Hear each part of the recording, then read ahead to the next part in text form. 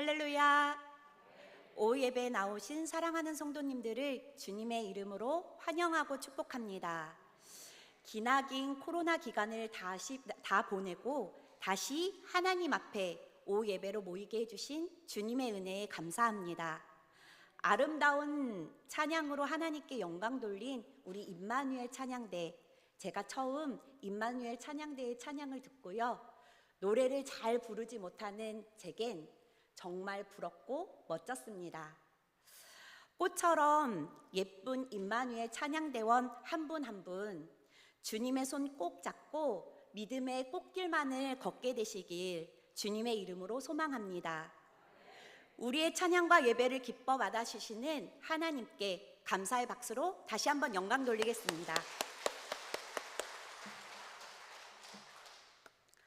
2019년 12월 부임 설교를 처음 하는 날 이곳 하임 예배실을 걸어오는데요, 마치 엄마가 품에 꼭 안아주시는 것처럼 참 따뜻했고요, 수고 많았다 토닥토닥 해주시는 주님의 사랑과 위로의 손길을 느낄 수 있었습니다. 오늘도 그 사랑을 느끼며 이 자리에 섰는데요, 코로나 기간 동안 많이 힘드셨죠? 정말 수고 많으셨습니다. 여전히 우리는 코로나의 끝을 모르고요, 새로운 변이와 바이러스가 나타날지도 모른다는 불안 속에 살아가지만 지금까지 지켜주신 하나님께서 끝날까지 지켜주실 것을 믿습니다. 일상을 회복할 수 있도록 다시 주신 은혜에 감사하며 더욱 겸손한 모습으로 주님 앞에 서기를 원합니다. 어떠한 상황 속에서도 믿음 흔들리지 않고 감사한 마음으로 주님 앞에 예배하겠습니다. 이런 마음 담아서 말씀 준비했는데요, 말씀 나누기 전에 옆에 계신 분들과 인사 나눌까요? 함께 할 수 있어서 행복합니다.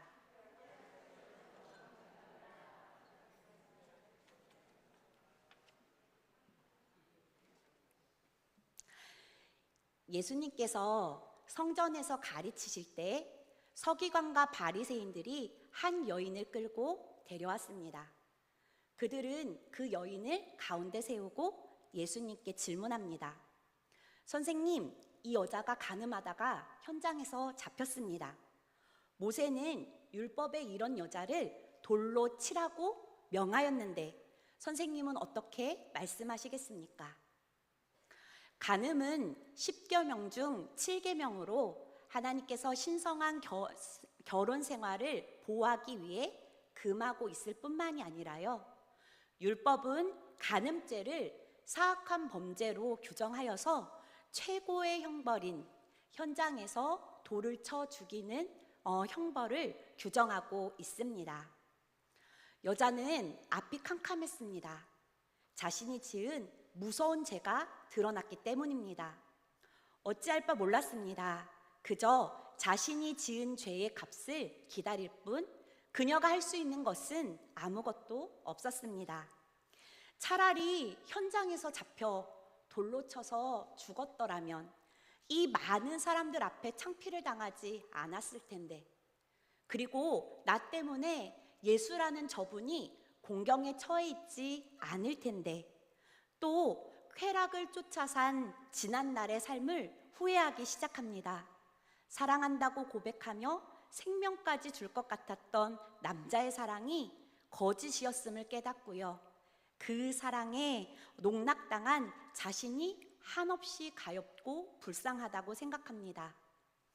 자신의 삶을 되돌아보며 후회하지만 이젠 아무 소용 없습니다. 자신이 지은 죄의 값을 치르는 일 외에는 아무것도 할 수 없습니다. 그녀는 조용히 예수님의 처분만 기다렸습니다.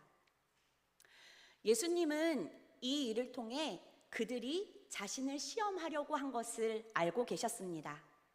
만일 예수님께서 율법대로 돌로 쳐라 라고 말씀하신다면 두 가지의 큰 문제가 생기는데요, 첫째는 원수까지도 사랑하라, 이웃의 과실을 용서하라는 그 가르침과 모순된 행동을 함으로써 사랑과 은혜의 주님이라는 그 본질을 잊어버리게 되고요, 그리고 또한 주님이 율법대로 사형을 처하게 하신다면 로마의 지배하에 있었기 때문에 유대인들에게는 죄인을 처형할 권리가 없었습니다. 그래서 바리새인과 서기관들은 예수님께서 율법대로 처리하라고 얘기한다면 그를 로마의 주권에 반한 반역자로 총독에게 고소할 계획이었습니다. 그러나 반대로요, 만일 주님이 이 여인을 용서해야 된다라고 말했다면 그들은 예수님을 율법으로 깨트린 신성 모독자요, 더러운 죄를 조장하는 불의한 자라고 정죄했을 겁니다. 예수님은 그들의 질문에 이렇게 간교한 덫이 숨어 있다라는 것을 알고 계셨습니다. 그래서 즉시 대답하지 않으시고요, 대신 무언가 땅에 쓰셨습니다. 땅에 쓰신 글이 무엇인지 알 수 없고요, 또 왜 즉각적으로 대답을 안 하신 건지 우리는 분명히 알 수 없지만, 그러나 분명한 것은 자신을 고소하려는 이 사악한 음모와 한 여성이 죽을 수도 있는 이 험악하고 긴박한 상황 속에서 예수님은 놀라운 평정심과 신중한 자세로 취하셨다라는 사실을 우리는 알 수 있습니다. 예수님을 올무에 걸리게 하려는 자는 예수님이 즉각적으로 대답하지 않으시자 대답을 회피하려고 하는 거라고 생각하여서 계속해서 질문을 던집니다. 이렇게 함으로써 예수님을 더욱더 공경에 빠지게 하기 위함이었습니다. 그때 예수님은 일어나서 너희 중에 죄 없는 자가 먼저 돌로 치라 라고 말씀하셨는데요, 여기에서 강조하신 죄 없는 자란 헬라어로 아나마르테토스인데요, 이는 외적으로 죄가 없는 자가 아니라 모든 죄에 대해서 완전 무결한 의인을 가리키는 말입니다. 예수님은 좋다, 돌로 쳐라, 그러나 하나님 앞에 아무 죄도 없는 자가 치라고 말씀하신 겁니다. 사랑하는 성도 여러분, 비록 육체의 간음죄는 범하지 않았을지라도 마음속으로 간음하는 죄를 범하는 사람, 도적질하는 사람, 살인하는 사람이 얼마나 많습니까? 예수님의 이 말씀은 간음하는 여인을 정죄하는 사람들의 양심을 깨우치는 능력이 되었습니다. 그래서 우선 자신을 돌아보게 만들었습니다.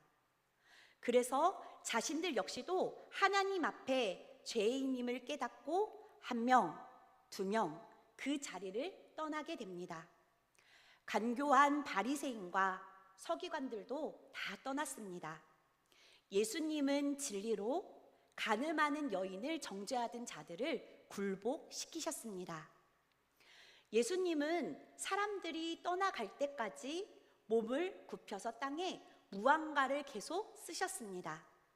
이제 자신을 시험하려던 무리도 떠나갔고 이 여인의 생명도 살리셨다면 예수님께서 하신 일들은 다 하신 것 같은데 예수님은 이 여인과 1대1로 남을 때까지 기다리십니다. 무리들이 다 떠나간 후에 예수님께서는 간음한 여인에게 묻습니다. 너를 고발하던 자가 어디 있느냐? 너를 정죄하던 자가 어디 있느냐? 여자는 예수님의 물음에 대답합니다. 주님, 없습니다. 대답하자 예수님은 나도 너를 정죄하지 아니하노니 가서 다시는 죄를 범하지 말라고 말씀하셨습니다. 예수님은 이 여인의 죄를 용서하시며 다시 살 기회를 주신 겁니다. 예수님은 이처럼 죄인을 진리와 사랑으로 깨우치시고 스스로 회개하게 만드십니다. 하나님을 사랑하게 만드십니다. 이것이 바로 십자가의 사랑입니다. 그리스도의 사랑과 진리가 응축되어서 나타난 것이 바로 대속의 십자가입니다. 이 십자가의 진리, 하나님의 아들이 내가 받아야 할 죽음의 형벌과 저주를 받고 죽으셨다라는 사실을 깨닫는 사람은 예수님 앞에 스스로 무릎 꿇을 수밖에 없습니다. 또 거룩하신 하나님의 아들이 죄인을 위해 스스로 목숨을 버리셨다라는 진리를 깨닫는 사람은 그 거룩한 행위 앞에 인간이 자랑할 것이 없음을 알고 겸손하게 회개합니다. 제가 말씀을 듣는 자리 수련회에서 있었던 일입니다. 은혜를 받기 위해 생각을 멈추고 말씀에 집중하고 있었는데요. 용서를 빌어라 라는 하나님의 음성이 들렸습니다. 수련회 들어가기 전에 저는 한 전도사님과 다투었고요. 그 일로 사역과 관계가 무척 힘이 들었습니다. 하나님, 용서를 빌라니요.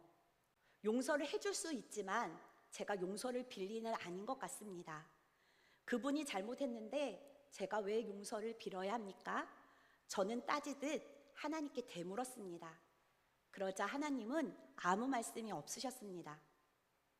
며칠이 지난 후 갑자기 하나님께서 용서를 빌라 미워하는 마음도 살인이니라 라는 말씀을 주셨는데요. 저는 아무 대꾸도 하지 않았습니다. 그저 하기 싫으면 하지 않으면 되고 듣지 못했다고 하면 되지 라는 못된 마음을 먹었습니다. 또 며칠이 지나고요. 하나님께서 용서를 빌라고 말씀하시면서 제가 싸우게 된 동기는 어렸을 적 상처로 인한 쓴뿌리 때문이라는 것을 알려주셨는데요. 그때 저는 예수님의 십자가를 보았습니다. 십자가에 달린 예수님은 시로라기 하나 걸치지 않고 십자가에 달려 계셨는데요. 그 이유가 나의 죄와 상처, 약함을 감당하기 위함이었습니다. 그 예수님의 피 묻은 십자가가 제 마음속에 들어오자 그렇게 아팠던 마음이, 그렇게 외롭고 슬펐던 마음이, 또 끊임없이 나를 괴롭혔던 수많은 문제들이 사라지는 것을 경험하게 되었습니다. 예수님의 십자가 사랑을 경험하고 나니 더 이상 죄와 상처가 아무 문제가 되지 않았습니다. 그래서 주님, 제가 잘못했습니다. 그렇습니다. 살인하는 마음만 품어도, 미워하는 마음만 품어도 살인과 같는데요. 제가 정말 잘못했습니다. 그럼 어떻게 하면 용서를 빌 수 있을까요? 라고 묻자 하나님께서는 찾아가서 무릎을 꿇으라고 알려주셨고 저는 아무 이의 없이 받아들이게 되었습니다. 수련의 마지막 날 성찬식을 마치고요. 자리에 앉았는데요. 하나님께서 오늘 본문 말씀으로 주신 마지막 말씀, 나도 너를 정죄하지 아니하노니 가서 다시는 죄를 범하지 말라라는 음성을 들려주셨고 그 음성에 반응한 저는 하염없이 눈물을 흘렸습니다. 그런데 신기한 것은요, 집에 돌아가도 그 눈물이 멈추지 않았는데요. 가족들도 신기해할 정도였습니다. 이렇게 놀라운 주님의 대속에 사랑을 받았다면 하나님의 음성에 순종해야겠다 결심하고요. 용서를 빌려고 했는데요. 제가 보기와는 다르게 엄청난 겉보거든요. 그래서 찾아가서 용서를 빌 만한 용기가 나지 않았습니다.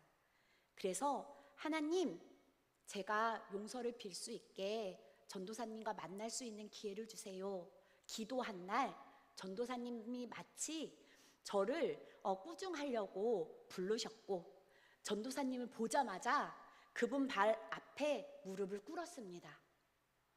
너무 당황한 전도사님이 왜 이러시냐고 얼른 일어나라고 얘기했는데요. 전도사님, 제가 다 잘못했습니다. 전도사님과 다투게 된 것은 제가 어렸을 적 받았던 상처 때문에 쓴뿌리가 있었고요. 미워하는 마음만 마음에 담아도 살인죄와 같은데 제가 전도사님에게 한 것은 모두 제 잘못이니 용서하기 전에는 일어나지 않겠다고 얘기하자 전도사님은 알겠다고 용서하겠노라고 그러니 일어나라고 말하였고 그 일로 다시는 그 일을 언급하는 일도 없었고요. 관계가 회복되어 언제 그런 일이 있었느냐 듯이 서로 잘 지내게 되었습니다. 그런데요, 너무 신기한 것은 하나님의 음성에 순종하자 마음이 평안해지고요, 기쁨이 넘치고요, 너무너무 가벼워서 육신은 이 땅에 있는데 제 영은 마치 하나님 앞에 가서 찬양을 하듯 세상이 줄 수 없는 평화, 세상이 알 수 없는 평화가 밀려왔습니다.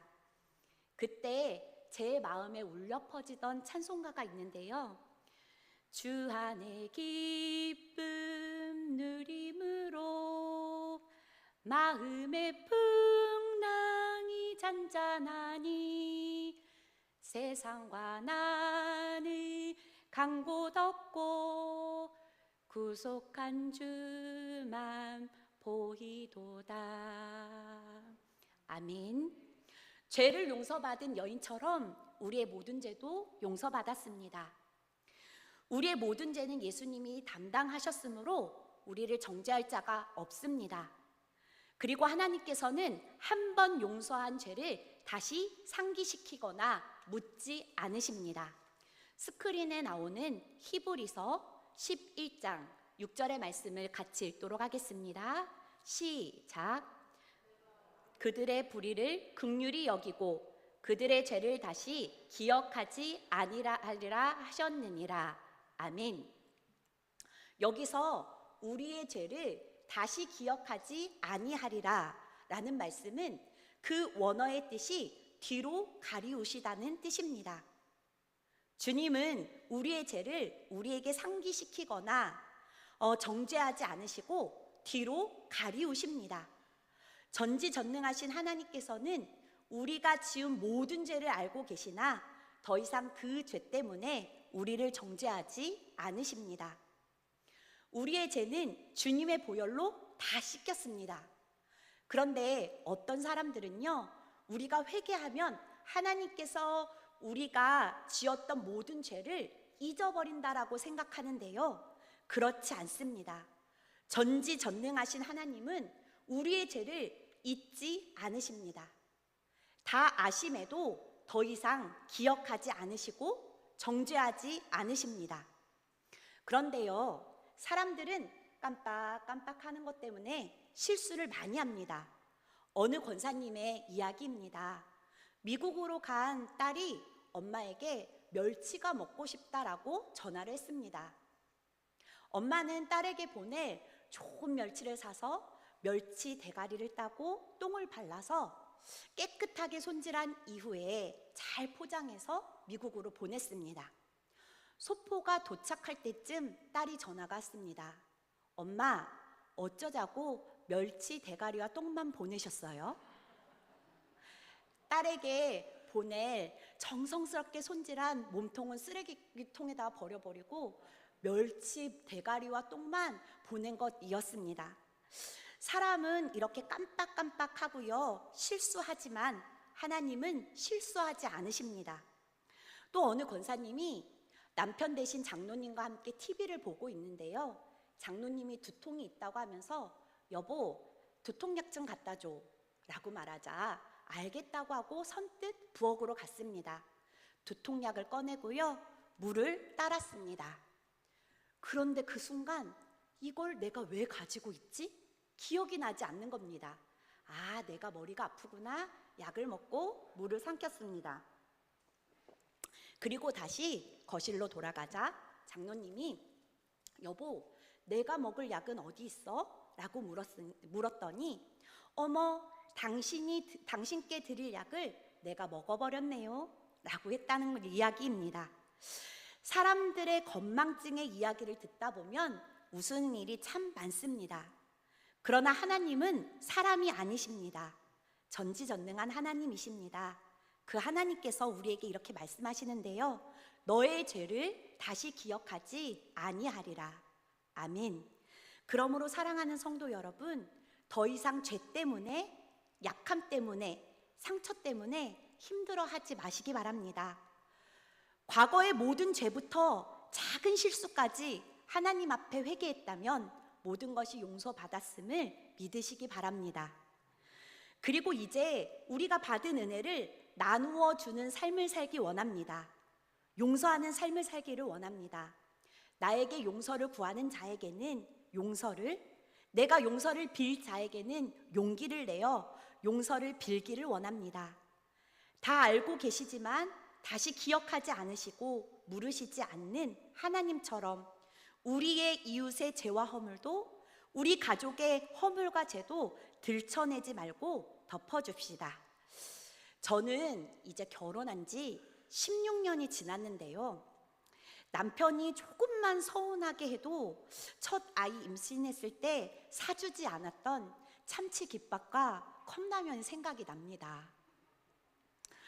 이제 시간도 흘렀으니, 그리고 새벽 늦은 시간 밤 늦게 먹고 자면 건강에 좋지 않아서 당신을 위하는 마음으로 그랬으니 이제 좀 용서해달라고 애원하는데요, 좀처럼 잊혀지지가 않습니다.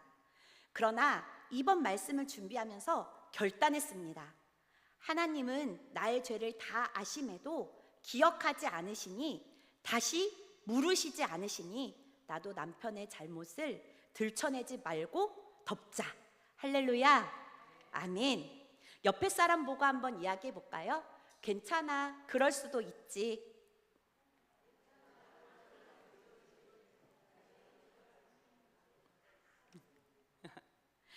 코로나 기간 중에 제가 하나님께 드린 기도 내용 중 가장 많이 한 기도 내용은요, 하나님, 이 시간을 통해 저의 믿음이 성장하고 성숙했으면 좋겠습니다 라는 기도였는데요, 말씀을 준비하면서 또 회복을 위해 기도하면서 하나님께서 제게 한 가지 물으셨습니다.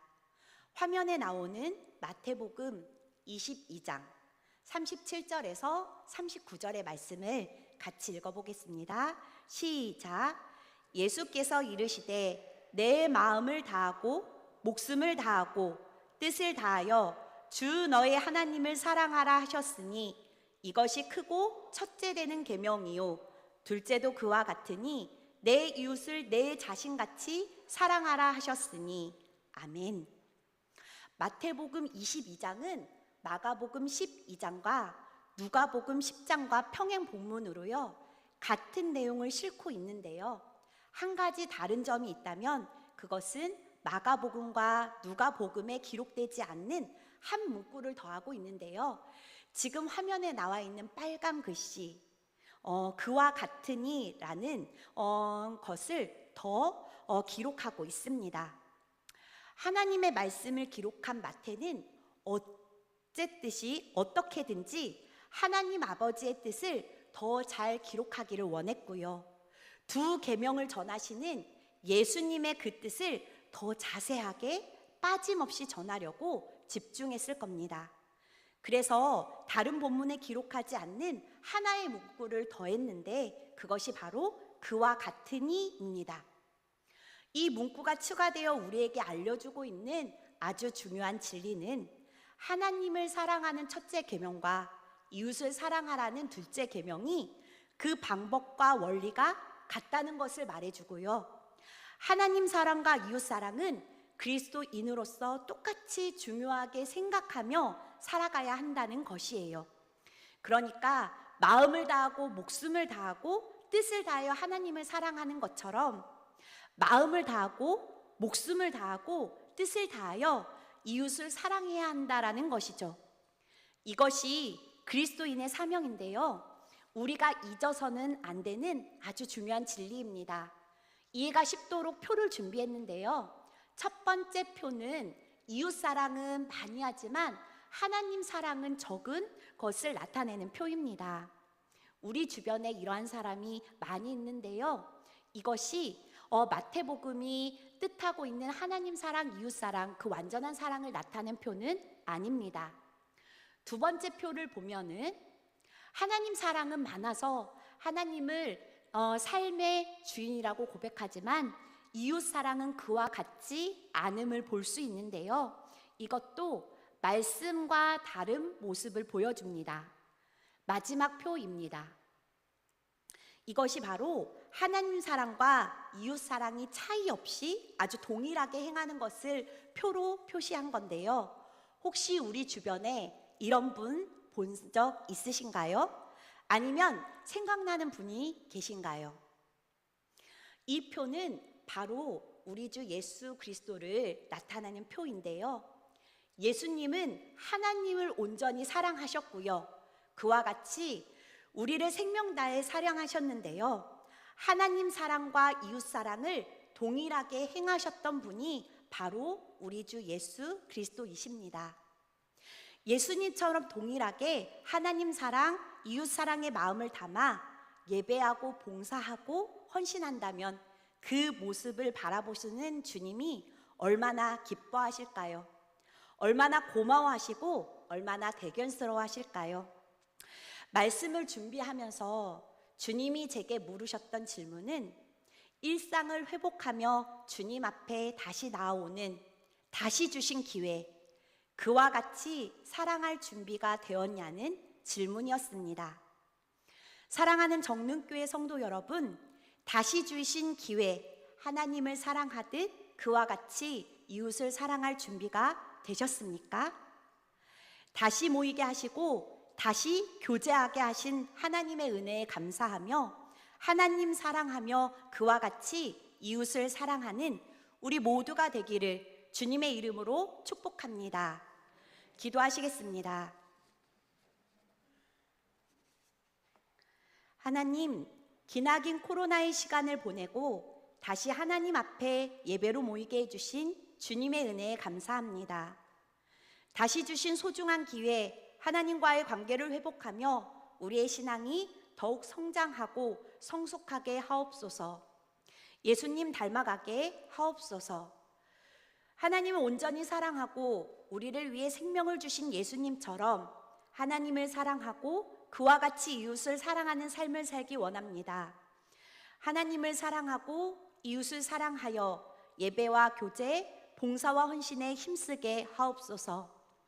주님의 손과 발이 되어 교회를 위해 충성하고 서로를 섬기는 모습을 볼 때 하나님 얼마나 기뻐하실까, 그 모습을 기대하며 믿음 생활을 이어가게 하옵소서. 우리의 가정에도 더욱 사랑하는 일들이 넘쳐나게 되길 소망합니다. 기도하는 부모님 덕분에 우리의 자녀들이 살아계신 하나님을 알게 하시고 믿게 하시고 따르게 하옵소서.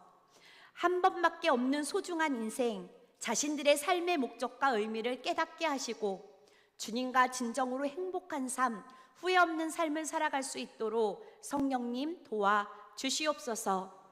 곧 진행되어질 교회 학교의 여름 성경학교와 수련회에 은혜 내려주셔서 우리 아이들 한 명 한 명 만나주시고 준비하는 선생님들 먼저 은혜 받게 하옵소서. 주님, 여전히 코로나로 힘든 가정 있습니다. 몸이 아파 고통 중에 있는 환우들이 있습니다. 전쟁의 고통 중에 있는 사람들이 있습니다. 주님, 그들을 사랑의 품으로 안아주시고 긍휼을 베풀어 주시옵소서. 하루빨리 고통에서 벗어나 하나님 앞에 예배자로 설 수 있도록 진정한 평화를 누릴 수 있도록 은혜 베풀어 주옵소서. 이 모든 말씀 우리 주 예수 그리스도의 이름으로